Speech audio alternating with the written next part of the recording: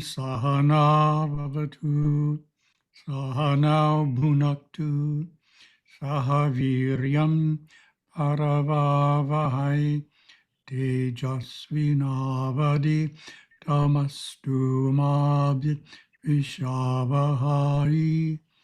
Om Shanti Shanti Shanti. And we'll share the screen now. There we go.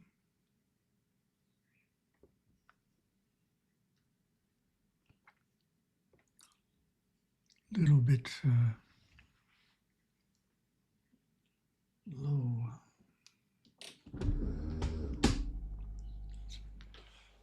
little better.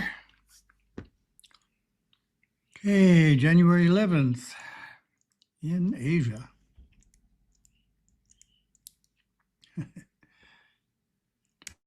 Again.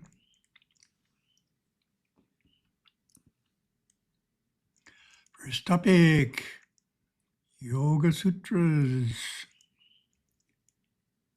Chapter 1 still, Samadhi.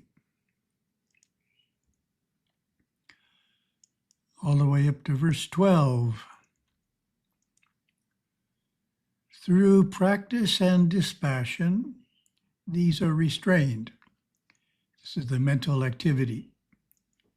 So we defined yoga, yogas chitta vritti narodaha. Yoga is the restraint of mental activity, chitta vritti. We went through 5 kinds of vrittis, and now Patanjali is saying, how do we restrain these? So he's giving very broad concepts, not specific exercises, but very broad concepts, how we restrain the mental activities, practice and dispassion. So normally we're not using the Sanskrit, but these are very important words, practice and dispassion. So we're going to look at the Sanskrit.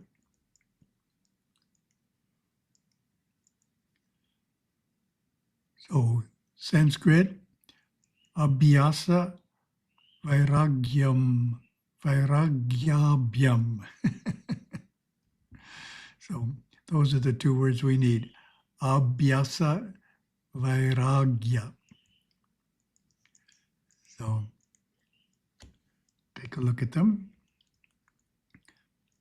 Abhyasa refers to a specific type of practice that can be described as constant practice or repeated effort.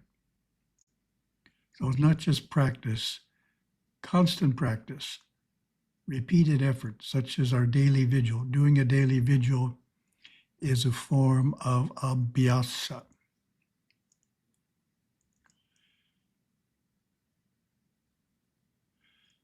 Right, so this, I already explained this concept, so I won't read it.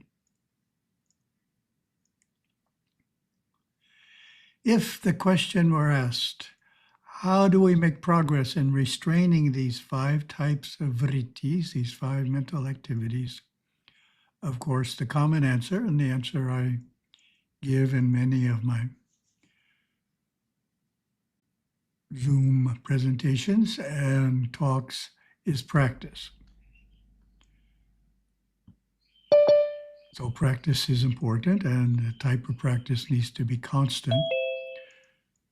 But this sutra is pointing out that a second important component is dispassion. Vairagya, dispassion.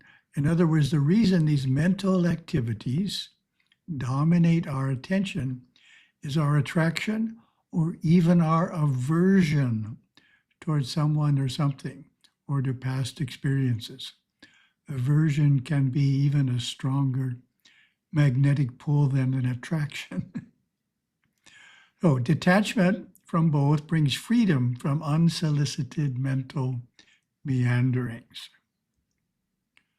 And we have Gurudeva's quote, still other goals must be met, quieting the energies, the pranas, through pranayama, purifying or refining the mind and emotion, quelling the ever-constant movement of the restless external mind and its immediate subconscious, where memories are stored, preserve memories which give rise to fear, anger, hatred, and jealousy. So our memories can be the source of lots of our mental activities.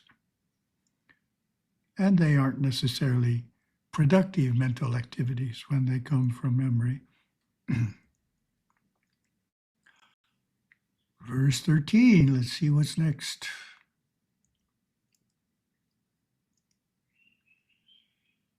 Practice is exertion to achieve steadiness in that. So steadiness in chittavritti, my comment. The point of yoga is to sit with a mind so well controlled that we achieve and later sustain steadiness, stillness, and tranquility. In that refers to the restraint of mental activities as mentioned in the previous sutra. Practice is the sadhana, the work and the effort we exert over time to achieve that sought-for state. Patanjali is stressing the need for sustained and disciplined effort toward yoga's goals. There is also the implied lesson that knowledge of yoga, understanding of the sutras is not sufficient to reach the goal. Hard work is necessary. In other words, Patanjali, like Gurudeva and Yogaswami, is not focused on reading books, reflecting on what's in books, which is what some traditions do, which is not a criticism of that, but that's different. It's focused on controlling our thoughts. Gurudeva continued, the mystic sits in meditation and asks himself, who am I? Where did I come from? Where am I going?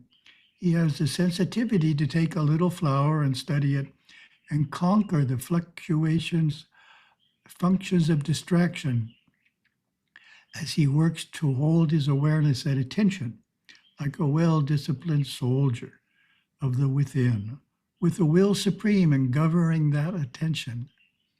This caliber of mystic will in this way, this caliber of mystic will in this way learn to concentrate inwardly as his supreme will dominates its powers of awareness, bringing forth the body of the soul into the physical elements so its keen inner observation is unfolded. So this is the symbol for additional material. So this is my additional material on practice. When talking about practice, I often compare it to learning about dance. In talks on the idea of how we can grow and evolve into our divine potential, I use the analogy of dance. I ask the audience, what is most needed for a youth to become good at Hindu classical dance? Invariably, many give the answer that I have in mind, practice. This is probably the question that I ask an audience that gets the most response. Everybody feels confident that it takes practice to become a good dancer. Reading books about dance won't make you a good dancer, nor will attending classes without practicing what you have learned. Regular disciplined practice is needed, likewise, to grow and evolve into our divine potential, to manifest our inner perfection in our outer intellectual and instinctive nature requires regular practice, called abhyasa by Patanjali.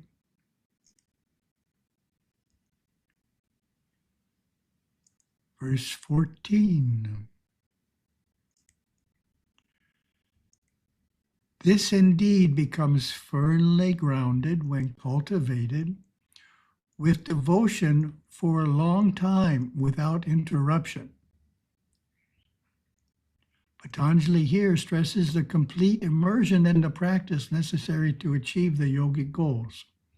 This refers to the sustained effort toward restraining the mind's activities described in the previous sutras.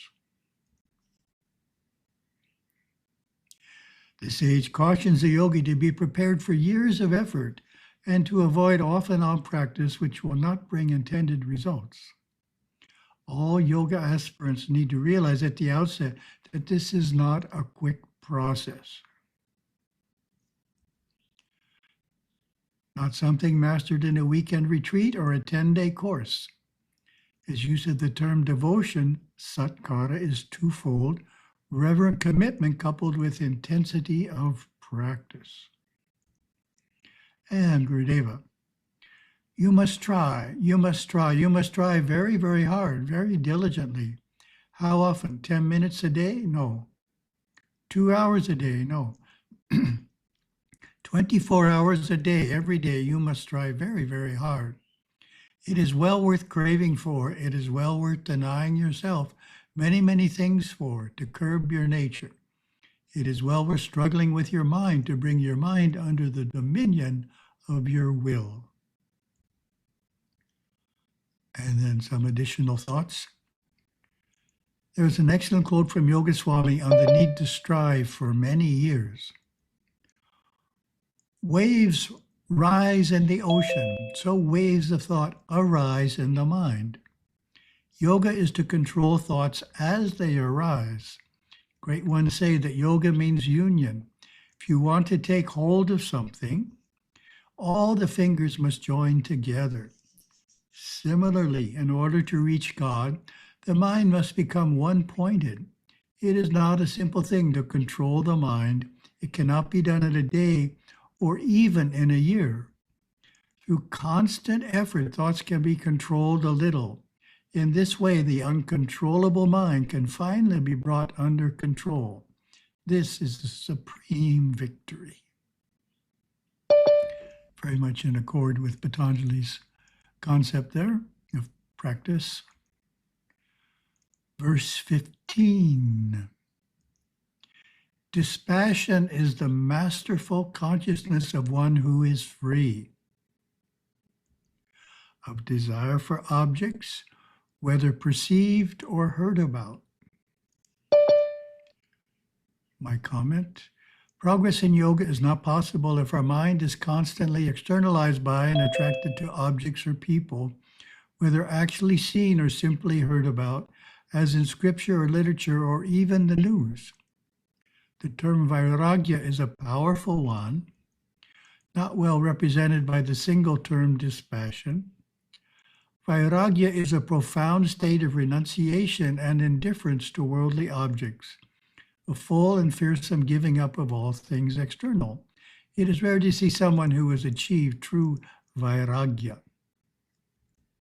Some commentators consider what is heard to include what is described in Scripture, such as the heavenly worlds. Having heard of such worlds, the mind may desire the divine experiences they hold. And then Gurudeva's quote: it is the day-to-day reactions to circumstance that indicate the attainment and not mere recorded knowledge about the path. When the aspirant is able to meet ordinary happenings and respond to them in the effortless wisdom born of detachment, that indicates that his striving is genuine. When he is able to encounter conditions that send ordinary people into states of disappointment or discouragement, and when his emotional nature indicates a mastery over these lesser states of consciousness, he is well on his way toward fulfilling the gaps of a natural growth of the instinctive vehicles, body, emotions, and intellect. And we have some additional thoughts on dispassion that aren't in the book. Another way of explaining the idea of dispassion is that it involves the idea that we stop looking at the world as our source of happiness. Webster's dictionary tells us that happiness is the emotion evoked by success or by the prospect of possessing what one desires. Even the thought of having it gives us happiness. We don't actually have to have it yet. A reflective person knows that this kind of happiness is fleeting. When we finally possess what we have been desiring, somehow the happiness soon fades, and before we know it, we are back to our dissatisfied self again. desiring something new to give us that elusive happiness. A new computer, a new car, redecorating the home, that is fulfilling for a few months, maybe a year for the home, but eventually the charm wears off. Being surrounded by family and friends is important. It is a natural and positive state to live in. It helps us live a fulfilling dharmic life. However, the problem comes if we rely on family and friends to make us happy. This is a false concept. We want our happiness coming from ourselves. Then we can share that happiness with our family and friends. Similarly, we should never fall into thinking, I am unhappy by myself. Somehow, if I get married, if I have children, or if I have lots of friends, I will be happy. It does not work that way. Any temporary happiness soon wears away in the old cycle of fulfillment of desire. We get married, we are an unhappy person. We may be happy for a while, but eventually we will fall back into the state of unhappiness because that is our mental habit, the mode our mind operates in. That habit does not go away just because we associate with new people. Chinmayanandaji, Chinmaya Mission, has a relevant quote on this concept. To give love, we must become independent in ourselves and be a pillar in life for others to hold on to us. So we want to give love, not try and just be a recipient of love. Such an individual who needs no crutches for his own existence alone can have the power to give love. All others are receivers of love. Verse 16. The supreme state of that is the non-craving for the gunas, arising from the realization of Purusha. So the terminology there may not be clear, so see if my commentary helps. The Sanskrit term for Purusha is rich and complex. It defies rendering as a single English word, just as Dharma, Yoga, and Karma do. In Sankhya Yoga philosophy, Purusha is understood as the witness consciousness within us, the unchanging self that simply watches without attachment or action. Patanjali explains in his sutras that when spiritual awakening takes place and the Purusha experiences its true nature, there is a natural loss of interest in all of Prakriti's material manifestations and machinations. This is called para-vairagya, the supreme state of dispassion and indifference toward worldly matters achieved by the great ones.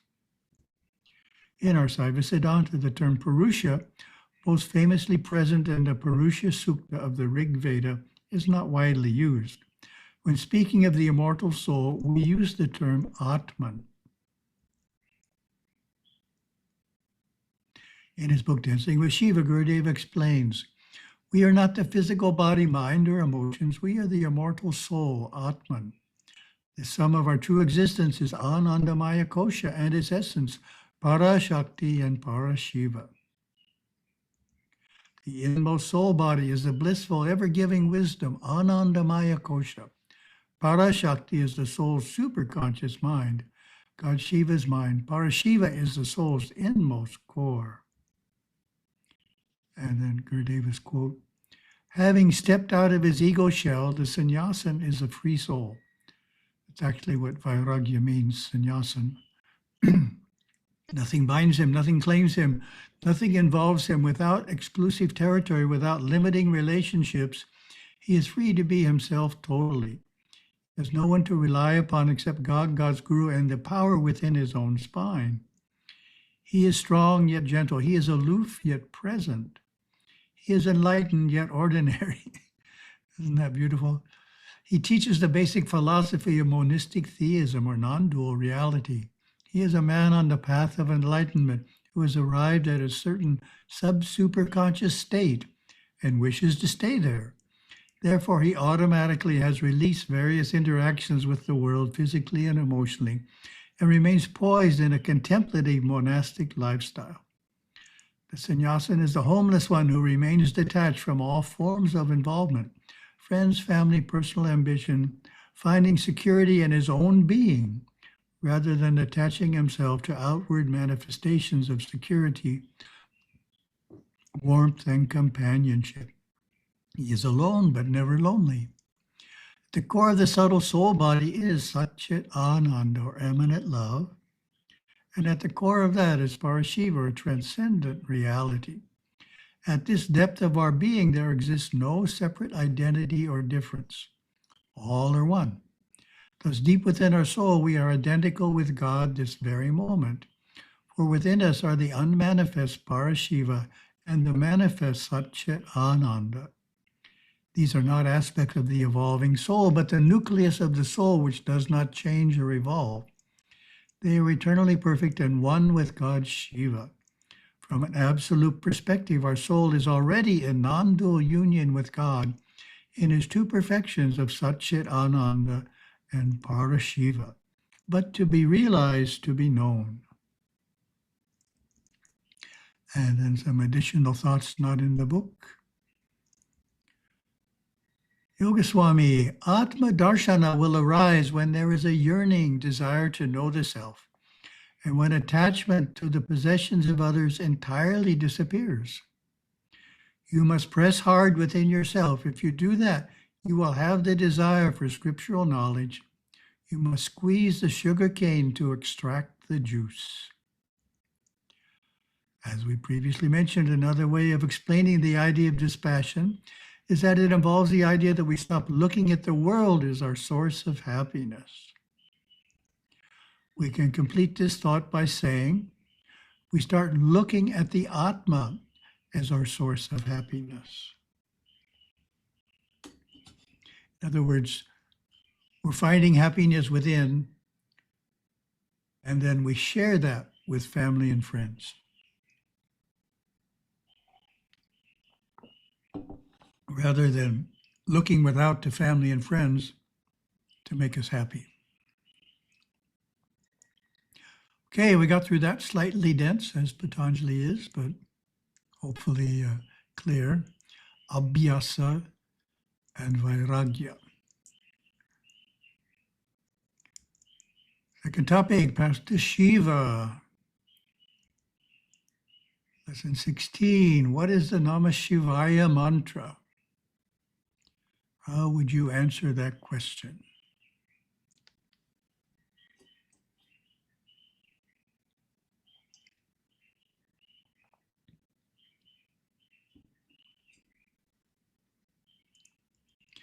Namah Sivaya is the most famous and holy of Saivite mantras, chanted daily by millions of devotees. Namah Sivaya, literal meaning, means adoration to Shiva and appears in the Yajurveda in the famous Sri Rudram hymn to Shiva. It is known as the panchakshara, or 5 letters. Each syllable has a meaning. Na is the Lord's concealing grace. Ma is the world. Shi stands for Shiva. Va is his revealing grace. And Ya is the soul. 5 letters also represent the 5 elements. Na is earth. Ma is water. Shi is fire. Va is air. And Ya is ether, or Akasha. This mantra is repeated verbally or mentally, drawing the mind in upon itself to recognize Lord Shiva's infinite, all-pervasive presence. It is freely sung and chanted by everyone, but is most powerful when given by one's guru. Before this initiation, called mantra diksha, the guru will usually require a period of study. This initiation is often part of a temple ritual, such as a homa. The guru whispers a mantra into the disciple's right ear, along with instructions on how and when to chant it. Traditionally, it is repeated 108 times a day while keeping count on a strand of Rudraksha beads. This practice is called japa yoga. When done correctly, it calms the mind and brings spiritual insight and knowledge. It also keeps the devotee close to Shiva and within his protective global fellowship. Gurudeva advised, When life becomes difficult or strained, say to yourself, Shiva Shiva, or Aum Sivaya, or Namah Sivaya. Mentally put it all at his feet. Oh, thank you very much. We'll stop there. Camera worked, that's good.